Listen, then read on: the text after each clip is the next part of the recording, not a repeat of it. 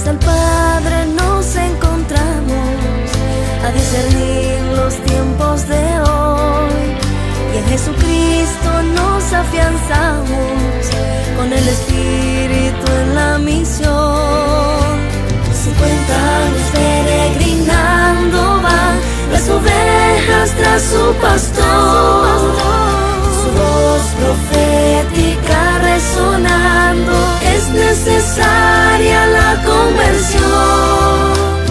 En torno a Cristo nos encontramos, tiempo de gracia desde el altar.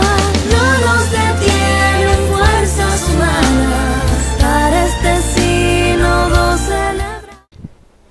Muy buenos días, es un gusto estar de nuevo con ustedes y un honor entrar a vuestros hogares para seguir dialogando, reflexionando sobre este gran misterio del ser humano, su capacidad creyente.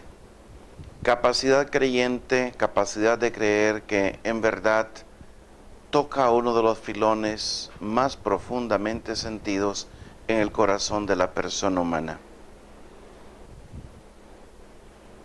La carta encíclica Lumen Fidei, recién emanada por Francisco I en colaboración con Benedicto XVI, quiere robustecer este llamado que el Papa Benedicto hizo en ocasión de los 50 años de la apertura del Concilio Vaticano II. Esta coincidencia, dice Francisco, nos permite ver que el Vaticano II ha sido un concilio sobre la fe, en cuanto que nos ha invitado a poner de nuevo en el centro de nuestra vida eclesial y personal el primado de Dios en Cristo. Porque la Iglesia nunca presupone la fe como algo descontado, sino que sabe que este don de Dios tiene que ser alimentado y robustecido para que siga guiando su camino. El Concilio Vaticano II ha hecho que la fe brille dentro de la experiencia humana, recorriendo así los caminos del hombre contemporáneo. De este modo se ha visto cómo la fe enriquece la existencia humana en todas sus dimensiones. Naturalmente, para abrirse a este gran don de la fe, se requiere abrir el corazón a la propia realidad humana, a la existencia de los demás, lo que llamamos conversión. Volverse a Dios presente en el corazón de todo hombre como presente en mi corazón. En nuestro último encuentro mirábamos toda la crisis de fe contemporánea y la problemática a la cual tiene que afrontarse el pensamiento del hombre creyente ante un agnosticismo cada vez más creciente. Y la pregunta es, ¿qué debemos hacer? Como se le dijo a Pedro en Hechos 2:37, para superar estas crisis de nuestros días. Inspirándome en este número 7 de la carta de Francisco que acabo de leer, y voy a comentar el número 7, 8 y 9, que nos habla de estos grandes personajes que han vivido a fondo su fe, comenzando con Abraham. Hoy quiero en esta mañana hacerles la siguiente observación. Comencemos por observar que la posibilidad que se abre ante nosotros, la capacidad de creer, la capacidad de convertirnos, que nace de una adhesión de amor, no puede ser convertida en realidad por nosotros mismos.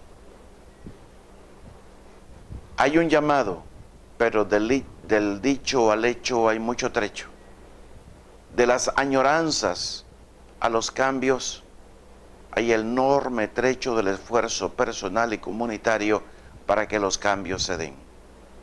La conversión a la que somos llamados, la conversión a ser creyentes, no es obra nuestra, aunque tampoco se realizará sin nuestra colaboración. Nuestro primer paso no puede ser una decisión, esta vez sí definitiva, que nos permitiría conseguir lo que no hemos conseguido hasta este momento. Los grandes creyentes no han respondido a la llamada del Señor con una decisión de ese estilo. Veamos, María, tras haber preguntado, ¿cómo será esto? Pues no conozco varón, y tras haber escuchado la respuesta del ángel, el Espíritu de Dios vendrá sobre ti, responde simplemente acogiendo el plan de Dios sobre ella. Hágase en mí según tu palabra. Pablo, tras la irrupción del Señor en su camino, pregunta, ¿qué quieres que haga? Y claro, la caída del caballo fue el comienzo de un proceso. Y las conversiones no se dan de golpe, por muy aparatosas que éstas hayan sido. Ciertamente el aparatoso es el momento del comienzo, pero después hay que recorrer un largo camino. La llamada, que en algunos casos reviste los rasgos extraordinarios que presentan las vidas de no pocos santos y conversos, un San Francisco de Asís, que termina hallando hastío en todo ese lujo de la caballería, de las armas, del ornato del caballo, de la gloria del héroe de las cruzadas. Francisco de Asís tendrá que hacer también un largo recorrido para llenar ese vacío. Ciertamente, desde el momento en que él entrega sus vestiduras a su padre, que le echa en cara los sacrificios y los esfuerzos que ha hecho y hasta lo desconoce, si este muchacho no sigue sus indicaciones, al Francisco que empieza a hermanar con la creación entera, hay un enorme paso, una enorme evolución. La llamada está ahí, pero cuesta empezar a identificarse con ella. La llamada nos es dirigida a todos, la llamada a la conversión, la llamada a vivir en la fe. Y nos está siendo dirigida siempre. Es la llamada que constituye la presencia originante de Dios en el corazón de todos los seres humanos, que genera en nuestro interior una fuerza gravitatoria, pondus in altum, ese peso al lado que es la tendencia hacia sí. San Agustín identificó sus dos momentos de la forma más precisa. Dios es para él más elevado que lo más alto de mí mismo, dice en sus confesiones en el libro 3, capítulo 6. Más íntimo a mí que mi propia intimidad. Y su acción permanente en el interior de las personas está descrita al comienzo de las confesiones. Nos hiciste para ti y nuestro corazón está inquieto hasta que descanse en ti. Dice de entrada en el libro primero, el capítulo 1. La respuesta a esa llamada tiene su centro en la actitud teologal que consiste en el reconocimiento por el hombre de esa presencia. Una actitud, una forma de relación tan original y tan extraordinaria como la presencia divina a la que responde. Para su realización, el hombre debe poner en juego lo mejor de sí mismo. Su descripción exige el máximo cuidado y la reverencia permanente a la realidad que la origina. Por eso, y aquí vengo comentando ya los siguientes números de esta preciosa carta Lumen Fidei de Francisco, por eso puede ser útil, antes de entrar a su descripción formal, remitir a figuras que lo han realizado de forma ejemplar. Por ejemplo, en este numeral 8, que abre ya el capítulo 1 de la carta titulado Hemos creído en el amor, dice Francisco, la fe nos abre el camino y acompaña nuestros pasos a lo largo de la historia. Por eso, si queremos entender lo que es la fe, tenemos que narrar su recorrido, el camino de los hombres creyentes, cuyo testimonio encontramos en primer lugar en el Antiguo Testamento. Y comenzará Francisco a describirnos la figura de Abraham, nuestro padre en la fe, quien ocupa un lugar destacado. Sí, Abraham, el padre de los creyentes, como lo llama Hebreos 11, del 1 al 40, es en el Antiguo Testamento el personaje más destacado. Les decía que la carta a los Hebreos se refiere a Abraham y a la nube de testigos que ofrece el Antiguo Testamento. El protagonista del libro de Job también puede ser considerado como uno de ellos. Antes de la prueba, Job era un hombre íntegro y recto, que temía a Dios y se guardaba del mal. Ese temor de Dios expresa una relación en la que Job se presenta a Dios y lo conoce con los rasgos que de él ofrecía la teología de la retribución vigente en el Israel de su tiempo. Un Dios que premia al justo y castiga al pecador. Job le ofrece sacrificios y se muestra como un israelita modelo. Durante la prueba, Job conoce la condición poderosa y omnisciente de Dios. Pero desde su situación condicionada por la idea de Dios que le ofrece una teología deficiente, se considera inocente y tratado injustamente por él. En ella maldice el día en que nació y se confiesa hastiado de vivir. Por eso decide dar rienda suelta a sus quejas y exclama en este maravilloso capítulo 3, donde se quiebra en 1000 pedazos ese Job paciente de vidrio que nos hemos acostumbrado a contemplar para presentarnos el Job realista que refleja justamente en profundidad la condición humana. Dice Job: hablaré sin temor ante él, porque yo no me siento culpable. Los amigos, desde la misma deficiente teología, tratan de convencerle de que seguramente lo que es, aunque lo ignore, y le instan con insistencia a reconocerlo: eres un pecador. Hasta que Dios aparece en el capítulo 43 en su condición divina y Job lo reconoce como misterio. Hablé, diré ahora a la ligera, ¿qué puedo responderte? No diré una palabra más, sé que todo lo puedes, que ningún plan está fuera de tu alcance.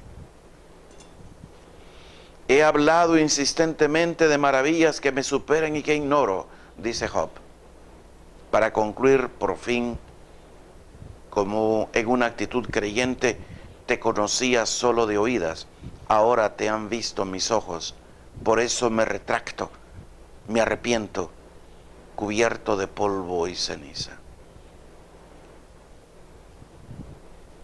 No he querido desarrollar la figura de Abraham, los convido a que lean el número 8 de esta preciosa carta de Francisco Lumen Fidei. Dios, antes del momento en que el hombre cree en él, es para el hombre, incluso el hombre convencionalmente religioso, un Dios todavía a su medida, un Dios que el hombre conoce incluso como superior a él, del que se ha formado una idea que le basta para regular de alguna manera su vida, pero sin transformarla radicalmente, porque todavía no ha sido tocado su corazón. Es lo que sucede cuando pensamos y hablamos de Dios desde una vida religiosa convencional o desde un cristianismo rutinario y solo heredado.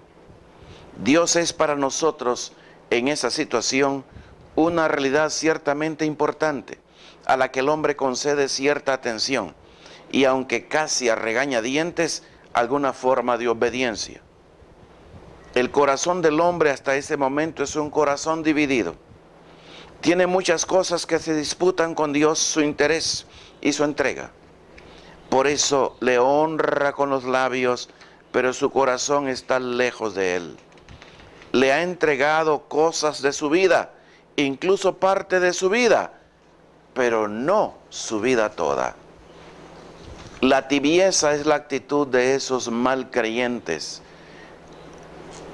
y esa actitud se refleja, esa tibieza se refleja en la idea de que se hacen de su Dios. Como su distorsionada imagen de Dios repercute en la tibieza de su actitud. Tales creyentes podemos estar en la casa del Padre, pero como el hijo mayor de la parábola, como un criado. No me has dado un cabrito para celebrar una fiesta con mis amigos, le dice el hijo mayor. Ese hijo mayor que no reconoce al otro hijo como hermano y que hablando de él le dice al padre, ese hijo tuyo. Lucas 15:30. Por eso, para descubrir la calidad de nuestra fe, basta con que nos preguntemos, ¿quién es Dios verdaderamente para nosotros? O también, ¿qué sabemos de Dios y cómo lo sabemos? ¿Es Dios para nosotros el ser supremo que rige el orden del mundo? ¿Es la primera causa que lo explica? ¿Es el ser necesario que exigen los seres contingentes que somos nosotros para tener razón de ser? Si es eso que aprendimos en filosofía y tal vez en una teología mal orientada, Dios podrá ser para nosotros la causa primera al servicio de nuestra explicación de la realidad, la idea de infinito presente en la mente que garantiza mi visión de las cosas y tal vez una forma de moral. Pero un Dios así no es el Dios de nuestra fe. Así sabía Pascal sobre Dios antes de su segunda conversión. Y le bastó un momento de contacto real con Dios, de encuentro con Él, para que el fuego de su presencia redujese a cenizas la figura de Dios que el Pascal filósofo se había forjado. La presencia solo ideal, conceptual, que tenía en su mente y que su encuentro real con Él le llevará a descartar con decisión Dios de Abraham, Dios de Isaac, Dios de Jesucristo, no de los filósofos y de los sabios. Anotemos que estaríamos en una situación parecida si a la pregunta ¿quién es Dios para ti? Respondiéramos que Dios es el Padre de nuestro Señor Jesucristo, que es nuestro Padre del cielo, añadiendo a ello todos los datos que acumula la teología cristiana, pero sin que esos contenidos fueran otra cosa que objeto de una afirmación teórica. No olvidemos la sentencia tajante de la carta de Santiago. ¿Crees que Dios es uno? También los demonios creen y se estremecen, dice Santiago capítulo 2, verso 19. Para percibir la distancia entre el Dios al que se llega por una vida religiosa de ese estilo, convencional o heredada, o por una fe implícita que se da por supuesta, pero que no ha sido personalizada, o por una fe reducida a creencia, creo que basta que nos remitamos a lo que sobre Dios dicen los sujetos que han llegado a Él por medio de esa actitud incomparable que conocemos como actitud teologal, vivida personalmente para el creyente y expresada sobre todo en sus oraciones, primer lenguaje originario de la fe. Recordemos, por ejemplo, el Salmo 163. Oh Dios, tú eres mi Dios, por ti madrugo. Tu gracia vale más que la vida. Mi alma está unida a ti y tu diestra me sostiene. Esto nace de una calidez, de una experiencia personal de Dios. O el Salmo 15, protégeme Dios mío que me refugio en ti. Yo digo al Señor, tú eres mi bien. El Señor es el lote de mi heredad y mi copa. Me ha tocado un lote hermoso. Me encanta mi heredad. Por eso se me alegra el corazón y mi carne descansa serena.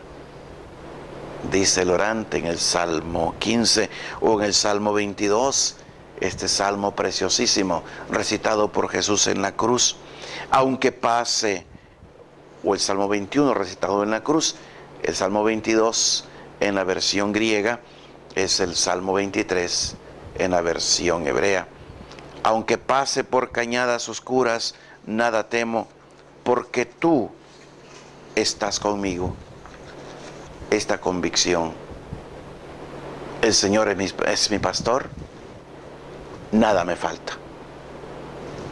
O el Salmo 26, si mi padre y mi madre me abandonan, nada temo, porque tú estás conmigo. O el Salmo 121, el auxilio me viene del Señor que hizo cielo y tierra.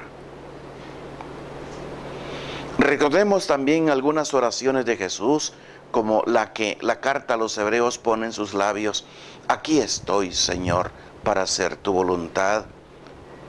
O aquella otra: yo te bendigo, Padre, Señor de cielo y tierra, el famosísimo Logion Juánico que encontramos en Mateo 11. O la del huerto de Getsemaní: Abba, papito mío, papacito, pase de mí este cáliz, pero no se haga mi voluntad, sino la tuya. O la que dirige al Padre desde la cruz, y que es el Salmo 22. Dios mío, ¿por qué me has abandonado? Padre, en tus manos encomiendo mi espíritu. Y como eco de esas oraciones, las de los grandes santos, como Agustín, que le dice un arrebato de amor al Señor: tarde te amé, hermosura tan antigua y tan nueva, tarde te amé. Me llamaste y me gritaste hasta romper mi sordera. Brillaste sobre mí y me envolviste en resplandor y disipaste mi ceguera. Derramaste tu fragancia y respiré, y ahora suspiro por ti.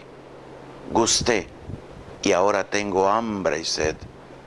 Me tocaste y quedé envuelto en las llamas de tu paz. Bellísimas plegarias, que las convido que las lean. Está en el capítulo 10 del libro de las Confesiones, el párrafo 27. O la de Francisco: Dios mío, mi todo. O la de Teresa: nada te turbe, nada te espante. Quien a Dios tiene, nada le falta, solo Dios basta. O más cerca de nosotros, la confesión de Charles de Foucault: desde que creí en Dios, supe que ya no podría vivir más que para Él. Un hombre que hasta pensó hacerse musulmán ante ese llamado a la trascendencia que empezó a experimentar en su corazón ante el hastío de lo inmediato, de lo pasajero. El Evangelio está lleno de expresiones en las que Jesús habla de Dios y su reino, que ponen de manifiesto una forma enteramente nueva de relación con Él. Solo una cosa es necesaria: buscad el reino de Dios y su justicia, y lo demás se os dará por añadidura, nos dice el Señor Jesús. El reino de los cielos, esto es, Dios mismo, es semejante a un tesoro escondido, a una perla preciosa. Quien lo descubre va y vende todo cuanto tiene con alegría, con el fin de adquirir esa perla, ese tesoro, y compra aquel campo. Nos preguntamos, siguiendo el magisterio de Francisco en la Lumen Fidei, ¿qué tiene que suceder en una persona para que la palabra de Dios cobre una densidad de significado, esa calidad única que tienen labios de los verdaderos creyentes, de los convertidos, y que hace que la realidad a la que se refiere trastorne la vida de quien la dice con toda verdad, y no como tantas veces sucede, tomándola en vano? Tiene que suceder primero que esa realidad se haga presente a la persona de las 1000 formas en que puede darse su presencia invisible, pero inconfundible.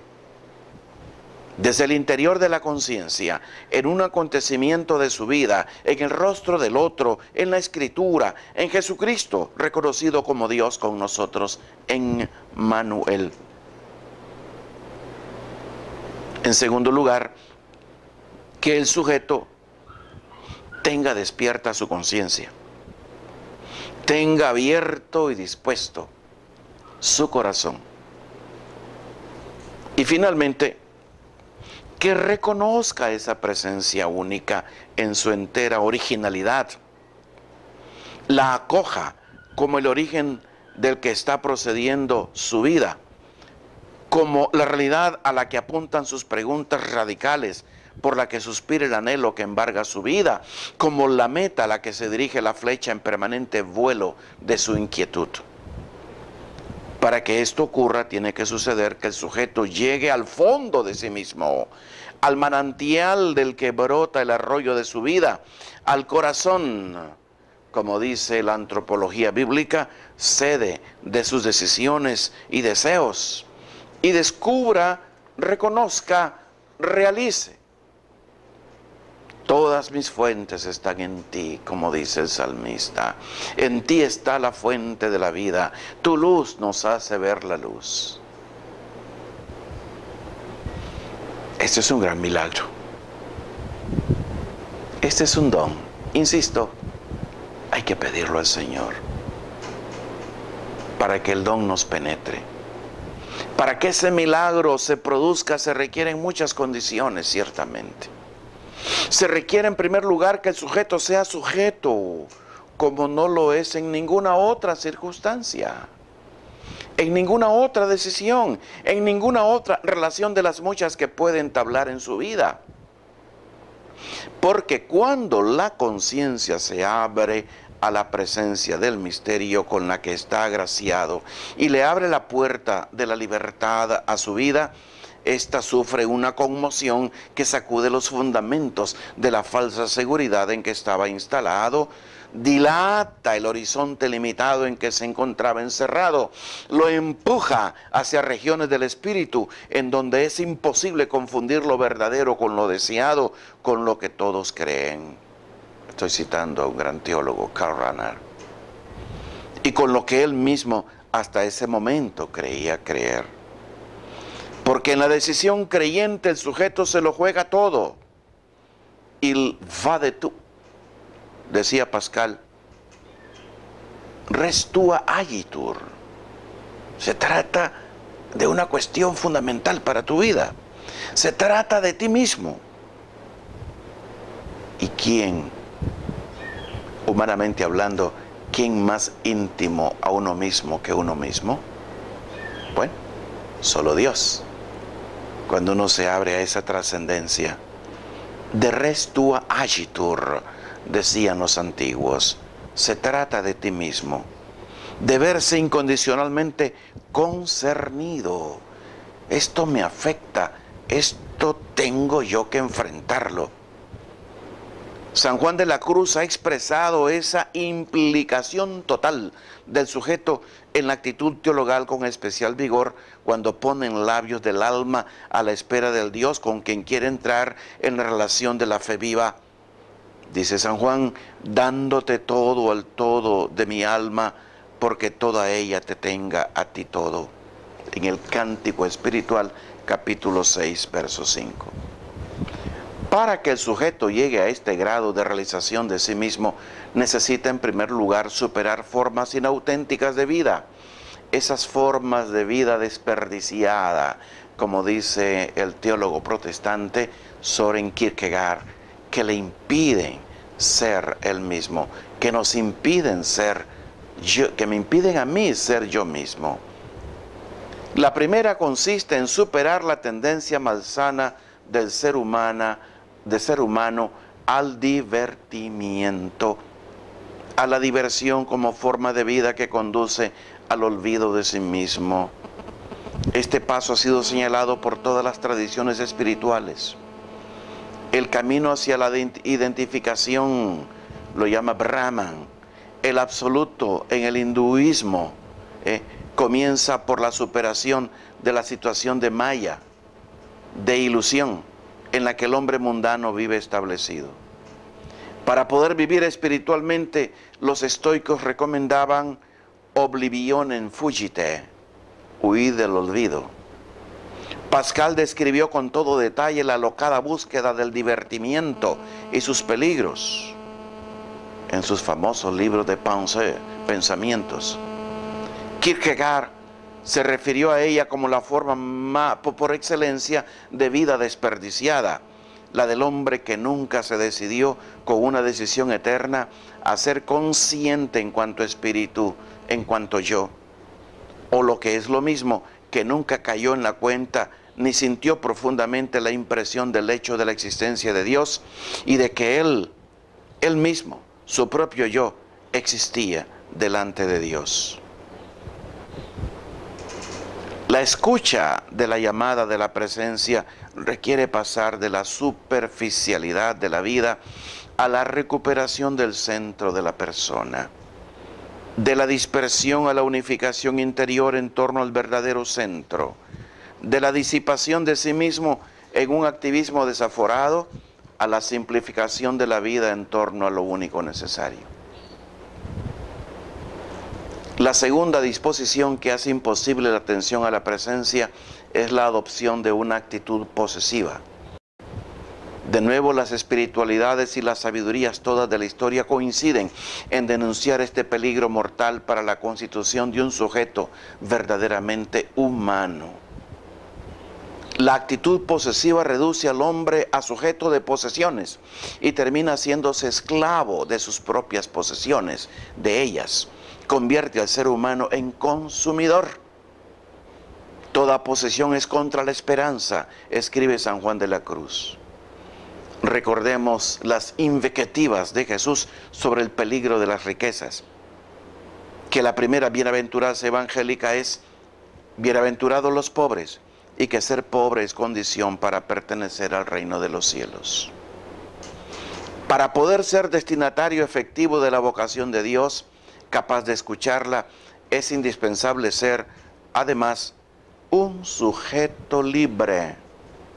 Haber superado las incontables ataduras externas e internas, las múltiples dependencias de cosas, personas, ideologías, modas, las múltiples adicciones a las que somos tan proclives y que hacen imposible disponer de sí para poder entregarse al otro que se me hace presente, reclamando el más puro ejercicio de mi libertad. Y recordemos además que importa poco que el pájaro esté atado por un hilo o por una maroma. En los dos casos, advierte San Juan de la Cruz, le será imposible volar. Digo lo mismo, pero ahora en términos positivos. Ser creyente requiere como paso previo, como preámbulo existencial, una forma de vida que ponga al sujeto en disposición de decir con verdad: heme aquí, a esta presencia que le llama. No se trata pues de esfuerzos dirigidos a conseguir apropiarse o dominar algo que el propio sujeto haya hecho objeto de su búsqueda. Al hombre, advertía Simone Weil, le está vedado caminar verticalmente. En su libro Attente de Dieu, a la espera de Dios, editado en castellano en 1993. Al hombre le está vedado caminar verticalmente. Se trata más bien de hacerse disponible, de hacer lugar, de ahondar en el vaciado de infinito que Dios ha puesto en su interior y ponerse a la altura de la realidad por la que el hombre es buscado. Llegar al propio centro es condición indispensable para ser creyente, pero no es suficiente. Llegado al aula inmensa de la memoria humana, como San Agustín desarrolla esto, llegado pues a su conciencia incapaz de abarcarse a sí misma, San Agustín enseña que el hombre siente la necesidad de trascenderla. Trascenderé pues esa fuerza que hay en mí. Sí, la trascenderé para poder llegar a ti, dice en el libro 10 de sus Confesiones. suba, dice Ricardo de San Víctor, a través de sí, más allá de sí mismo. Llegados al fondo de nosotros mismos, o con otra imagen, a la cima de nuestra mente, sospechamos el más allá de nosotros mismos que sustenta la inconsistencia de nuestra existencia. Nos descubrimos incapaces de dar razón de nuestra vida y convertidos en un enigma para nosotros mismos, para el que no tenemos respuesta. Vislumbramos que el curso de nuestra vida procede de un manantial que la alimenta, como desarrolla ampliamente Teilhard de Chardin. Pero justamente ahí se abre para nosotros la posibilidad de ser creyentes o rehusar serlo. ¿Cuál es el paso decisivo que nos convierte en creyentes? Y esto es justamente el objeto de nuestra siguiente reflexión que dejamos para nuestro próximo encuentro. El Señor nos dé a nosotros esta capacidad de entrar en nosotros mismos, de ver nuestra propia conciencia y trascender esa conciencia, como decía San Agustín, para llegar a la fuente de nosotros mismos.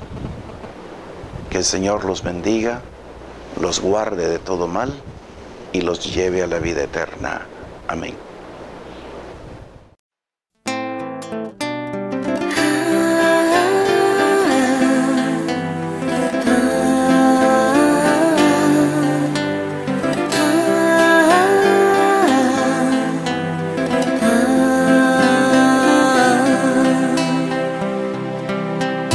Fieles al Padre nos encontramos a discernir los tiempos de hoy, y en Jesucristo nos afianzamos con el Espíritu en la misión.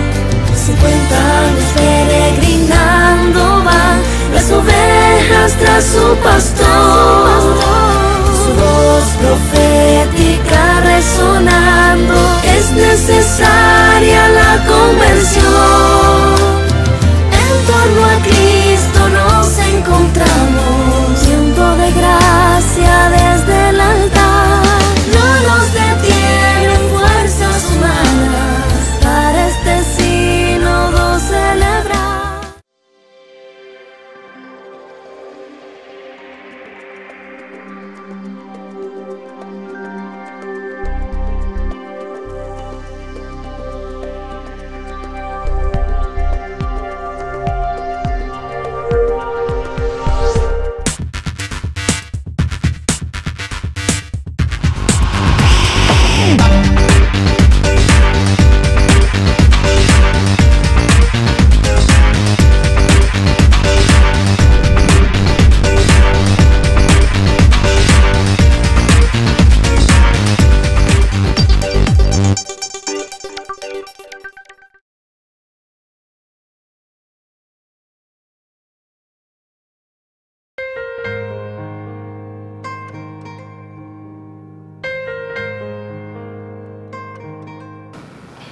Invito a todos los fieles a que oremos por el segundo sínodo diocesano que se realiza en la diócesis de Estelí. Oración del sínodo diocesano. Santísima Trinidad, haz que la Iglesia peregrina de la diócesis de Estelí y que celebra el segundo sínodo diocesano se convierta en ícono visible de lo que tú eres, comunión de amor que se difunde a todos los hombres. Padre Santo, haznos vivir envueltos en tu amor, sintiendo el abrazo de tu misericordia en este tiempo sinodal. Jesucristo, Hijo único de Dios, que nos muestras el rostro del Padre y nos revelas el verdadero rostro del hombre. Por tu gracia somos miembros de la Iglesia en la que realizamos esta etapa sinodal. Queremos que todos conozcan que tú eres el camino, la verdad y la vida. Espíritu Santo, ven, llena los corazones de quienes formamos la Iglesia. Danos tu sabiduría